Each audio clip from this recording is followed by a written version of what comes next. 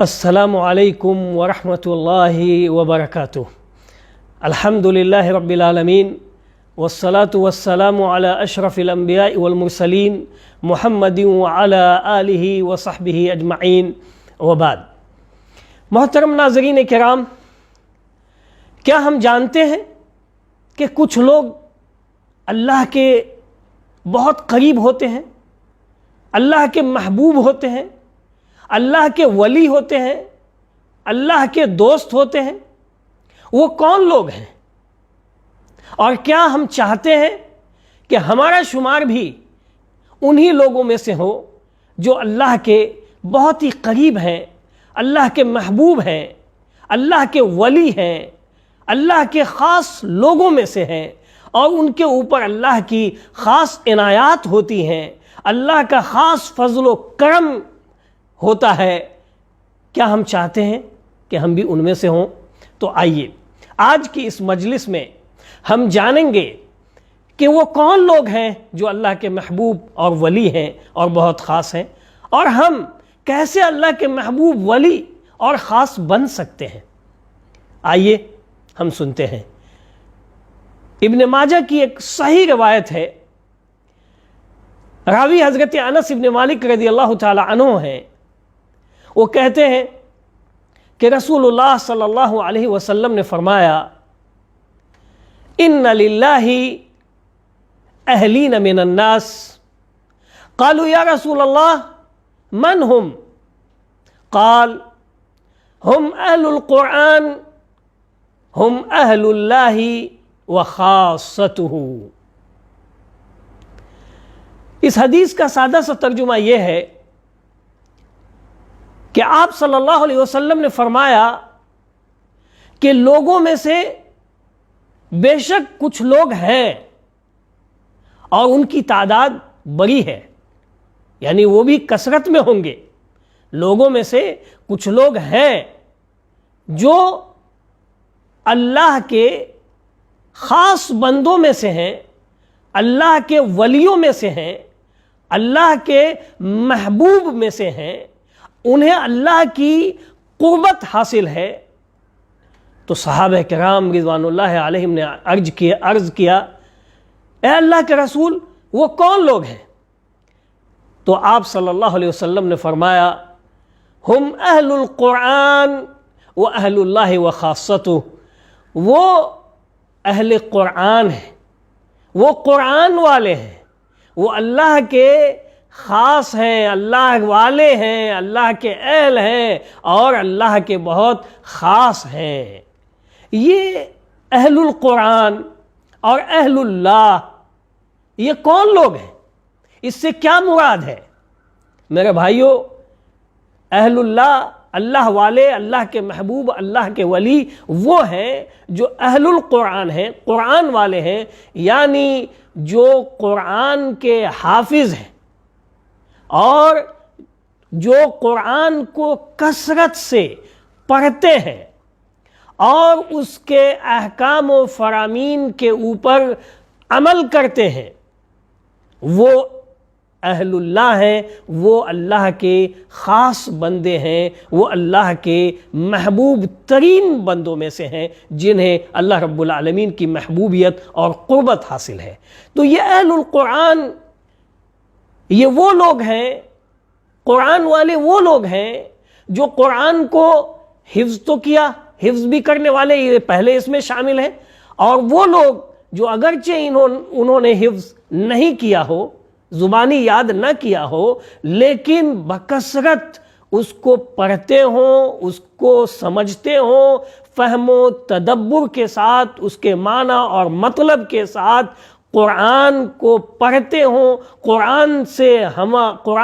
سے ہم وقت ان کا لگاؤ ہو، وہ جڑے ہوئے ہوں اور اس کے احکام و فرامین کو حاصل کرتے ہوں اور پھر اس کو عملی جامہ پہناتے ہوں، قرآن کے احکام و فرامین کے مطابق وہ اپنی زندگی گزارتے ہوں، وہ ہیں اہل اللہ، اللہ کے خاص بندے ہیں، اللہ کے محبوب لوگ ہیں۔ تو قرآن کو جو لوگ فہم و تدبر کے ساتھ اس کے معنی اور مطلب کے ساتھ، اس کی تفسیر کے ساتھ بکثرت تلاوت کرنے والے ہوں گے، بکثرت لفظی اور معنوی تلاوت کرنے والے ہوں گے،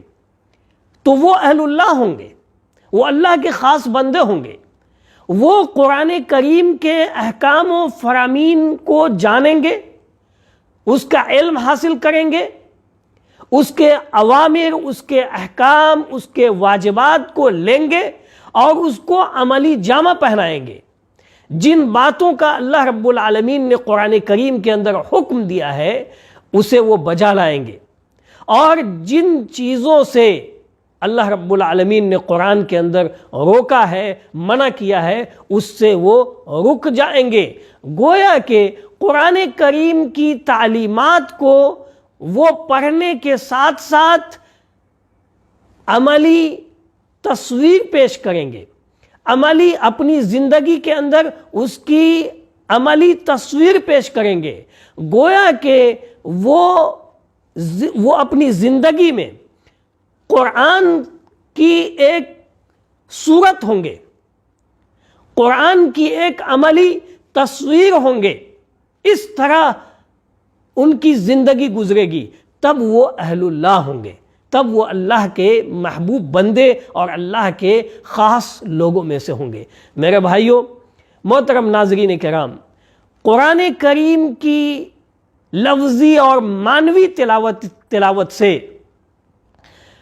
جو احکام و فرامین ہمیں سب سے پہلے ہمارے اوپر واضح ہوں گے، اور جو حکم ہمیں سب سے پہلے قرآن کے اندر معلوم ہو جائے گا اور جس کی حقیقت ہمارے اوپر واضح ہو جائے گی، وہ ہے اللہ رب العالمین کی توحید اور اس کی الوہیت۔ قسم اللہ کی، ہم میں کا جو شخص بھی قرآن کریم کو ترجمہ اور اس کی تفسیر کے ساتھ پڑھے گا تو اس کے اوپر سب سے پہلی چیز اللہ رب العالمین کی وحدانیت واضح ہوگی۔ یہ اس کو سب سے بڑا فائدہ حاصل ہوگا کہ اللہ کی معرفت، اس کی توحید اور اس کی الوہیت کے ساتھ اس کو حاصل ہوگی، اور سب سے بڑے نقصان سے وہ بندہ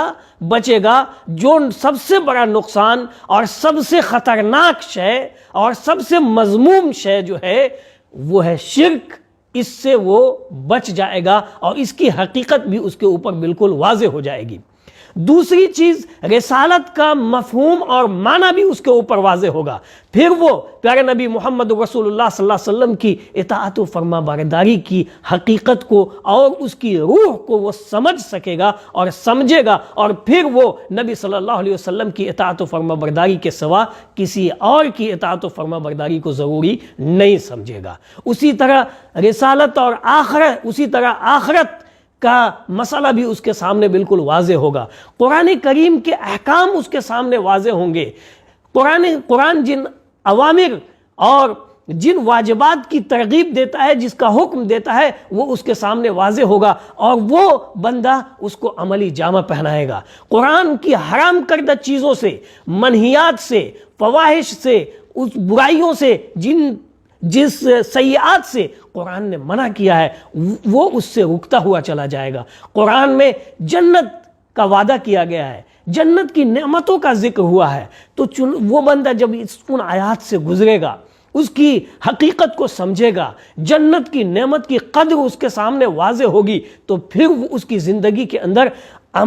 عمل کا جذبہ پیدا ہوگا، جنت کے حصول کا شوق بڑھے گا، اور پھر وہ اس کی طرف راغب ہوگا۔ اس کے حصول کے لیے وہ احکام، فرامین، واجبات اور وہ سارے اعمال صالحہ کو بجا لانے کی کوشش کرے گا جس کے ذریعے سے جنت کا حصول اس کے لیے ممکن ہو۔ اسی طرح سے وہ بندہ جب جہنم کی آیات سے گزرے گا، جہنم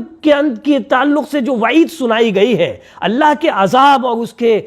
عتاب اور اس کے عقاب کی جو وعید سنائی گئی ہے، جب وہ وہاں سے گزرے گا، جب وہ اس کی حقیقت کو جانے گا، تو اللہ سے اس کی پناہ مانگے گا، اللہ سے اس کی پناہ مانگے گا، اور ان تمام اعمال سے اور ان تمام منہیات سے، منکرات سے اور فواحش سے اپنے آپ کو بچائے گا، جس سے وہ جہنم سے بچ سکے اور وہ اعمال سے اپنے آپ کو الگ کر کے رکھے گا جو اسے جہنم کی طرف لے جانے والا ہوگا۔ اور اس کے علاوہ قرآن کریم کے اندر جو اخلاقیات کی تعلیم دی گئی ہے، جو کردار کو سینچنے اور سنوارنے کی تعلیم دی گئی ہے، ان تمام کا وہ مجسم پیکر بننے کی کوشش کرے گا۔ اور پیارے نبی محمد رسول اللہ صلی اللہ علیہ وسلم کی سیرت طیبہ در حقیقت پوری کی پوری یہ قرآن کریم ہی تو تھی۔ اسی لیے اللہ رب العالمین نے قرآن کریم میں نبی صلی اللہ علیہ وسلم کی بابت فرمایا وَإِنَّكَ لَعَلَى خُلُقٍ عَظِيمٍ، بے شک کہ آپ اخلاق کے اعلیٰ مرتبے پر فائز ہیں۔ اور جب ام المؤمنین عائشہ رضی اللہ تعالی عنہ سے آپ صلی اللہ علیہ وسلم کے اخلاق کے بارے میں پوچھا گیا تو آپ نے کہا کان خلقہ القرآن، آپ صلی اللہ علیہ وسلم کا اخلاق تو قرآن ہی تھا۔ گویا آپ صلی اللہ علیہ وسلم کی پوری زندگی قرآن کی ایک عملی تصویر تھی۔ اگر قرآن کی تعلیمات کو ہم جاننا چاہتے ہیں، قرآن کے احکام اور فرامین سے ہم واقف ہونا چاہتے ہیں اور اس کی ایک عملی شکل ہم دیکھنا چاہتے ہیں تو پیارے نبی محمد رسول اللہ صلی اللہ علیہ وسلم کی سیرت طیبہ ہمارے سامنے موجود ہے۔ اور جو کوئی بھی اپنی سیرت کو قرآن کے اخلاق و کردار میں ڈھالے گا اور قرآن کی لفظی اور معنوی تعلیمات سے اپنے آپ کو جوڑ کے رکھے گا اور صبح و شام رات و دن وہ قرآن کریم سے اپنا شغف رکھے گا، کوئی دن اس کا نہیں گزرے گا، کوئی رات اس کی نہیں گزرے گی مگر وہ قرآن کریم کو پڑھنے والا ہوگا، قرآن کریم کو سمجھنے والا ہوگا، قرآن کے احکام و فرامین کے اوپر عمل پیرا ہونے والا ہوگا، تو یقین جانیے ایسے لوگ ہی اللہ رب العالمین کے خاص لوگوں میں سے ہیں، محبوب لوگوں میں سے ہیں، مقرب لوگوں میں سے ہیں، جس کا ذکر اس حدیث کے اندر وارد ہوا ہے کہ لوگوں میں سے کچھ لوگ ہیں جو اللہ کے بہت خاص ہیں، اللہ کے قریب ہیں، اللہ کے محبوب ہیں۔ یہ وہی لوگ ہیں جو اہل القرآن ہیں، قرآن والے ہیں، جن کا شغف قرآن کے ساتھ جڑا ہوا ہے۔ اسی لیے سلف رحمہ اللہ کی یہ عادت ہوا کرتی تھی کہ ان کے اوپر کوئی دن کوئی رات نہیں گزرتی تھی مگر وہ قرآن کو پڑھتے تھے، قرآن کی لفظی تلاوت بھی کرتے تھے اور معنوی تلاوت بھی کرتے تھے، یعنی اس کے احکام و فرامین کو معلوم کرتے تھے اور اس کے اوپر عمل پیرا ہوتے تھے۔ چنانچہ حضرت عثمان ابن عفان رضی اللہ تعالیٰ عنہ کہتے ہیں کہ میں ہرگز یہ پسند نہیں کرتا کہ میرے اوپر کوئی دن گزرے اور کوئی رات گزرے اور میں قرآن کریم کو نہ پڑھوں۔ سبحان اللہ، یہ ہمارے سلف کی سیرت ہوا کرتی تھی میرے بھائیوں۔ تو قرآن کریم سے جڑیے، یہ مبارک مہینہ ہے، اس کے اندر قرآن کریم کو ترجمے کے ساتھ، اس کے معنی اور مطلب کے ساتھ پڑھنے کی ایک خاص روٹین بنائیے اور اس سے جڑنے کی کوشش کیجیے۔ اللہ تعالی ہم سبوں کو قرآن کریم سے جوڑ دے، قرآن کریم کی لفظی اور معنوی تلاوت کرنے کی توفیق عنایت فرمائے، قرآن کریم کے تمام احکام و فرامین پر عمل کی ہدایت نصیب فرمائے، اور جن منہیات و نواہیات اور منکرات و فواحش سے اللہ تعالیٰ نے منع کیا ہے ان سے ہم سبوں کو بچنے کی توفیق ارزانی نصیب فرمائے اور ہم لوگوں کو ان لوگوں میں سے بنائے جو اللہ کے خاص اور محبوب بندے میں سے ہیں۔ آمین۔ وآخر دعوانا ان الحمد للہ رب العالمین۔ والسلام علیکم ورحمۃ اللہ وبرکاتہ۔